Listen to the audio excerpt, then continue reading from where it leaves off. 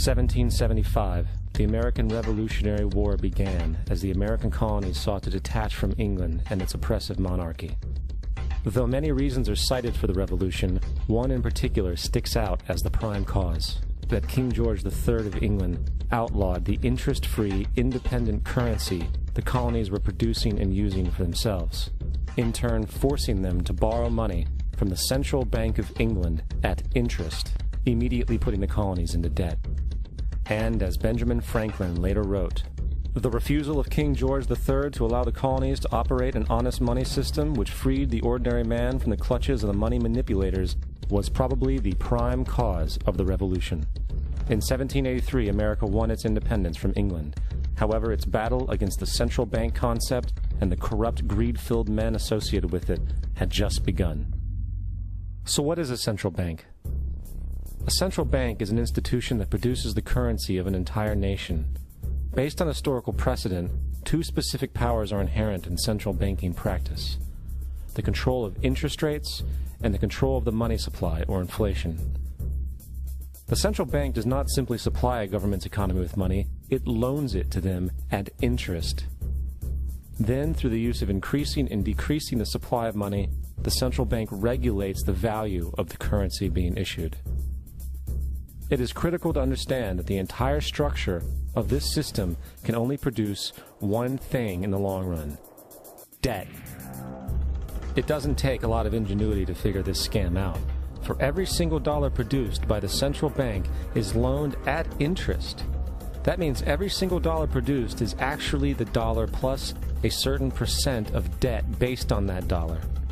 And since the central bank has the monopoly over the production of the currency for the entire country, and they loan each dollar out with immediate debt attached to it, where does the money to pay for the debt come from?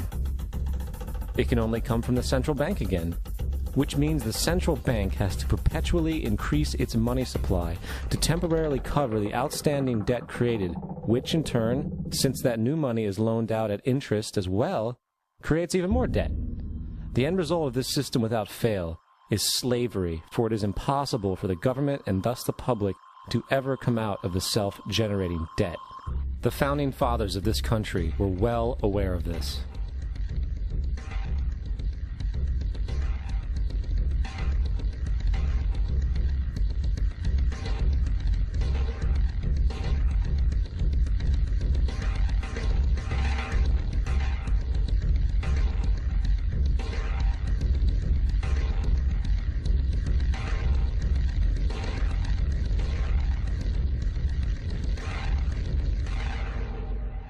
By the early 20th century, the U.S. had already implemented and removed a few central banking systems, which were swindled into place by ruthless banking interests.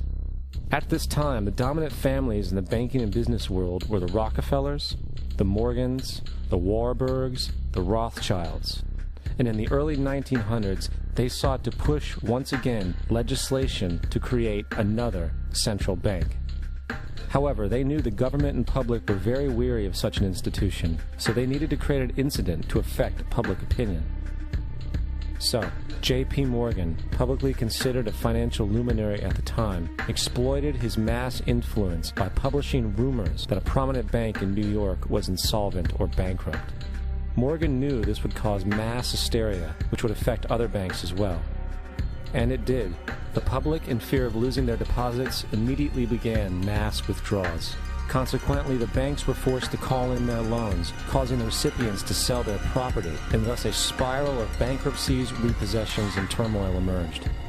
Putting the pieces together a few years later, Frederick Allen of Life magazine wrote, "The Morgan interests took advantage to precipitate the panic, guiding it shrewdly as it progressed."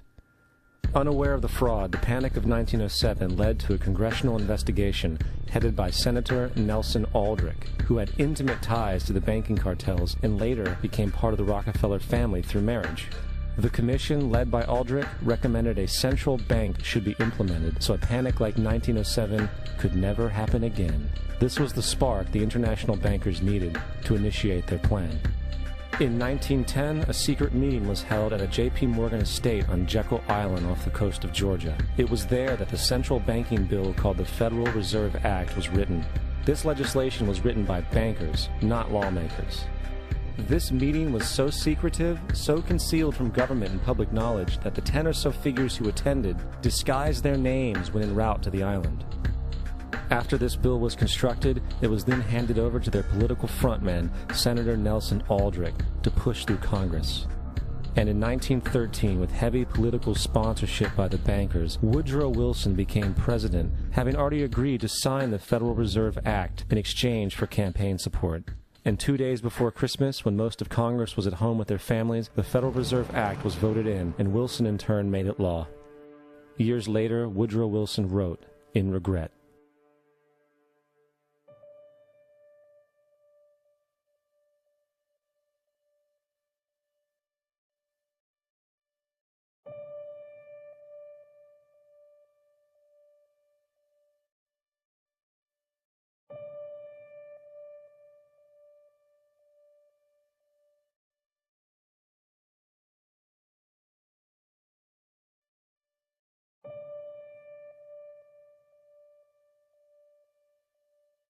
Congressman Louis McFadden also expressed the truth after the passage of the bill. A world banking system was being set up here, a superstate controlled by international bankers, acting together to enslave the world for their own pleasure. The Fed has usurped the government.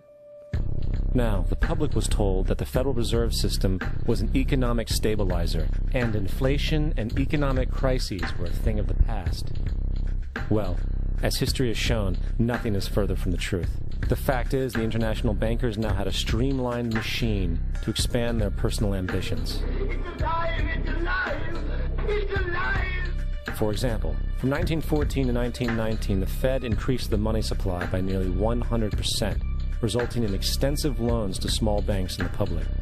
Then, in 1920, the Fed called in mass percentages of the outstanding money supply, thus resulting in the supporting banks having to call in huge numbers of loans, and, just like 1907, bank runs, bankruptcy, and collapse occurred. Over 5,400 competitive banks outside of the Federal Reserve System collapsed, further consolidating the monopoly of a small group of international bankers. Privy to this crime, Congressman Lindbergh stepped up and said in 1921, "Under the Federal Reserve Act, panics are scientifically created. The present panic is the first scientifically created one, worked out as we figure a mathematical equation." However, the panic of 1920 was just a warm-up. From 1921 to 1929, the Fed again increased the money supply, resulting once again in extensive loans to the public and banks. There was also a fairly new type of loan called a margin loan in the stock market. Very simply, the margin loan allowed an investor to put down only 10% of a stock's price, with the other 90% being loaned through the broker. In other words, a person could own $1,000 worth of stock with only $100 down. This method was very popular in the roaring 1920s, as everyone seemed to be making money in the market. However, there was a catch to this loan. It could be called in at any time and had to be paid within 24 hours. This is termed a margin call, and the typical result of a margin call is the selling of the stock purchased with the loan. So, a few months before October in 1929, J.D. Rockefeller, Bernard Baruch, and other insiders quietly exited the market, and on October 24, 1929, the New York financiers who furnished the margin loans started calling them in masse.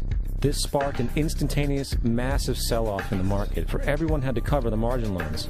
It then triggered mass bank runs for the same reason, in turn collapsing over 16,000 banks, enabling the conspiring international bankers to not only buy up rival banks at a discount, but to also buy up whole corporations at pennies on the dollar. It was the greatest robbery in American history. But that didn't stop there. Rather than expanding the money supply in order to recover from this economic collapse, the Fed actually contracted it, fueling one of the largest depressions in history. Once again outraged, Congressman Louis McFadden, a longtime opponent of the banking cartels, began bringing impeachment proceedings against the Federal Reserve Board, saying of the crash and depression, "It was a carefully contrived occurrence. International bankers sought to bring about a condition of despair so that they might emerge the rulers of us all." Not surprisingly, and after 2 previous assassination attempts, McFadden was poisoned at a banquet before he could push for the impeachment. Now, having reduced the society to squalor, the Federal Reserve bankers decided that the gold standard should be removed. In order to do this, they needed to acquire the remaining gold in the system. So, under the pretense of helping to end the Depression, came the 1933 gold seizure. Under the threat of imprisonment for 10 years, everyone in America was required to turn in all gold bullion to the Treasury, essentially robbing the public of what little wealth they had left. And at the end of 1933, the gold standard was abolished. If you look at a dollar bill from before 1933, it says it is redeemable in gold. You look at a dollar bill today, it says it is legal tender, which means it is backed by absolutely nothing. It is worthless paper. The only thing that gives our money value is how much of it is in circulation. Therefore, the power to regulate the money supply is also the power to regulate its value, which is also the power to bring entire economies and societies to its knees.